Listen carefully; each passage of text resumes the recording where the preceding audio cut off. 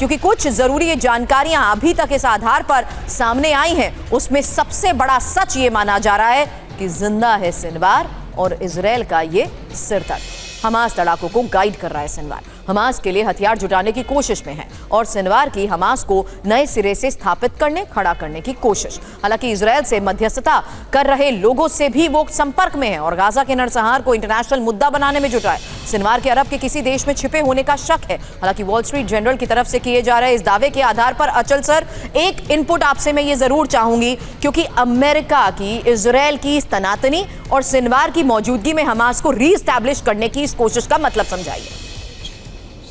में अब दो राय नहीं रहेगी कि अमेरिका और इजराइल जो 1948 से सबसे क्लोज अलाइज माने जा रहे थे, इस पर्टिकुलर कॉन्फ्लिक्ट में दोनों के बीच में मतभेद है, अप्रोच का मतभेद है, नजरिए का मतभेद है।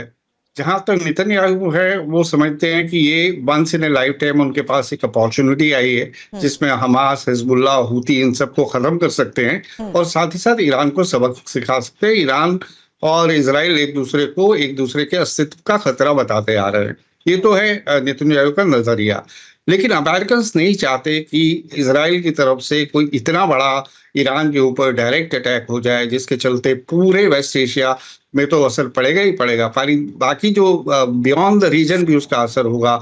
मान लीजिए ईरान की आप एनर्जी के ऊपर अटैक करते हैं तो आप पहले ही देखा कुछ दिन पहले ही कैसे तेल की कीमतें बढ़ गई।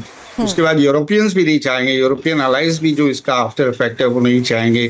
जहाँ तक न्यूक्लियर इंस्टॉलेशन है वो तो बहुत, फिर उसका रेपरकशन बहुत ही खतरनाक हो सकते हैं। हालांकि न्यूक्लियर इंस्टॉलेशन इतनी ज्यादा सिक्योर है ईरान की, सैकड़ों फीट जमीन के नीचे उनकी ये फैसिलिटीज बनी हुई हैं और जानकारों का ये कहना है कि शायद दुनिया में एक ही बॉम्ब है जो इजराइल के पास नहीं है जो इतना डीप पेनिट्रेट कर सकता है। हाँ, अगर वो कोई विद इन ईरान सैबोटेज का प्लान बना लेते हैं, कोई अंदरूनी ताकतों का इस्तेमाल कर, अंदरूनी अपने जासूस या कोई दूसरे तरीके से वहां सैबोटेज करा लें, उन ज्यादा उसके प्लान और प्रोग्राम को ज्यादा चोट नहीं पहुंचा पाएंगे। लेकिन अमेरिका अलाइज सभी ये चाहते हैं कि इतना कोई सीरियस अटैक नहीं हो, इसे लोकलाइज ही रखा जाए और नेतन्याहू फिलहाल इसको इस पे ज्यादा तवज्जो दे नहीं रहे। लेकिन एक रिस्पांस मनीष में आपसे इस आधार पर चाहते हैं, क्योंकि इजराइल, आप कुछ दिखाना चाह रहे हैं मनीष? सीधी तस्वीरें पहले वो भी दिखा दीजिए। दूसरा, इस लिहाज से इस वक्त हम चर्चा कर रहे हैं कि क्या ये मुमकिन है कि इजराइल हर फ्रंट पर बिना अमेरिका के सहयोग के या उससे कुछ छिपा कर भी मिडिल ईस्ट में मुकाबला कर सके?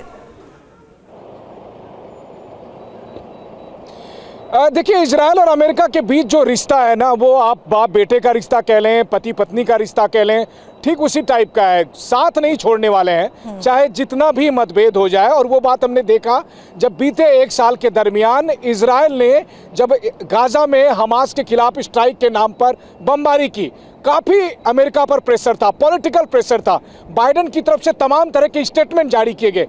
लेकिन मेरा मानना यह है कि अमेरिका में चाहे जो भी राष्ट्रपति बने, बाइडेन बने, ट्रंप बने, कमला हैरिस बने, यहाँ तक छोड़िए अगर कोई ईरान मूल का भी व्यक्ति अमेरिका में प्रेसिडेंट बनता है, तब भी अमेरिका इजराइल के साथ कंधे से कंधा मिलाकर खड़ा रहेगा। अब उस परिप्रेक्ष्य में अगर आप देखिए तो बात यह है कि इजराइल के लिए इस बार आर पार की लड़ाई है। और मैं आपके सवाल का जवाब दूं, इस बीच में आप लगातार अमित तमाम लोकेशन दिखाते रहिए।